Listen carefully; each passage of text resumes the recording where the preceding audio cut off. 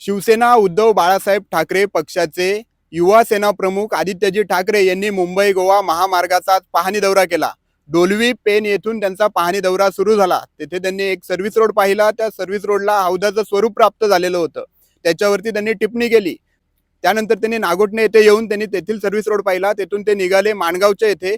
माणगाव बायपासचं जे काम आहे ते माणगाव बायपासचं त्यांनी काम पाहिलं। पत्रकारांशी संवाद साधताना त्यांनी सांगितलं की मुंबई गोवा महामार्गाचं काम ही तर स्पेस टेक्नॉलॉजी आहे, अशा पद्धतीचा त्यांनी उल्लेख केला। आदित्यजी ठाकरे आले, चांगलीच गोष्ट झाली। मुंबई गोवा महामार्गाची पाहणी होते ही अतिशय चांगली गोष्ट आहे। लवकरात लवकर हे काम झालं पाहिजे, यासाठी आता सगळेच राजकीय पुढारी जे आहेत ते गणेशोत्सवापूर्वी या रस्त्याची पाहणी करतात, जेणेकरून कोकणवासियांना या गणेशोत्सवासाठी येताना त्रास व्हायला नको। आपण आता आहोत मुंबई गोवा महामार्गाच्या इथे। आपण पाहिलं तर मुंबई गोवा महामार्गाचा माणगावचा जो बायपास आहे त्याचं काम जे आहे ते सद्यस्थितीमध्ये घाई गडबडीमध्ये हे काम पूर्ण करण्याचा जो प्रयत्न आहे सरकारचा, का तर मंत्री बोललेले आहेत की आपल्याला गणेश उत्सवापूर्वी एक लेन चालू करायची आहे, म्हणून घाईमध्ये काम करण्याचा प्रयत्न करतात। पण कोकणकरांची एकच इच्छा आहे की रस्ते तुम्ही करताय। नागोठण्याची पण आता परिस्थिती पाहिली, नागोठण्याचा सर्व्हिस रोड चालू केलेला आहे आणि ब्रिजचं काम केल्यानंतर ब्रिज बंद करण्याची वेळ जी आहे ती या सरकारवरती आलेली आहे। लोणेरेची परिस्थिती देखील तीच आहे। रस्ते होत आहेत, रस्ते होत नाहीत असं नाही आहेत, पण रस्ते झाल्यानंतर त्या रस्त्यांना पुन्हा खड्डे पडतायत।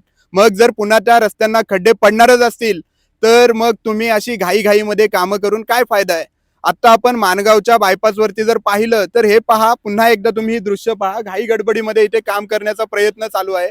पण जर गणेशोत्सवापूर्वी हा रस्ता पूर्ण झाला नाही किंवा पूर्ण झाला आणि पुन्हा तो 10 दिवसाने 15 दिवसानंतर बंद करण्याची वेळ आली तर याची जबाबदारी नंतर कोण घेणार, हा देखील प्रश्न उपस्थित होतोय। आणि आदित्यजी ठाकरे ज्या वेळेला या मुंबई गोवा महामार्गाच्या पाहणी दौऱ्यादरम्यान आले, पत्रकारांशी त्यांनी संवाद साधला, तर एक गोष्ट मी जी आपले प्रेक्षक आहेत त्यांना लक्षात आणून देऊ इच्छितो की 2009 मध्ये मुंबई गोवा महामार्गाचं जे काम आहे ते 2009 मध्ये चालू झालं। प्रत्यक्ष कामाला सुरुवात जी आहे ती 2011 पासून झाली। त्यावेळेला मनमोहन सिंग हे पंतप्रधान होते, त्यांची सत्ता होती।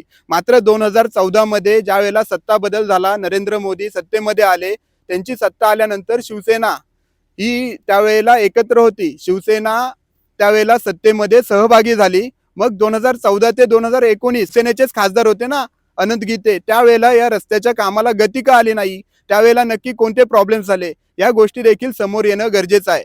त्यानंतर मग पुन्हा राज्यामध्ये शिवसेना सत्तेमध्ये सहभागी होती। आता सत्तेतून बाहेर गेल्यानंतर मुंबई गोवा महामार्ग झाला पाहिजे असं तुम्हाला वाटत असेल तर ती चांगलीच गोष्ट आहे। पण आम्हाला मुंबई गोवा महामार्ग झाला पाहिजे, हे चांगल्या पद्धतीने झाला पाहिजे, त्याचा दर्जा जो आहे तो दर्जा चांगल्या पद्धतीचा पाहिजे। थातूर कामं करून पुन्हा जर खड्डे पडणार असतील तर त्याचा उपयोग तरी काय। शक्ती न्यूज मराठीसाठी प्रतीक मोरे, रायगड।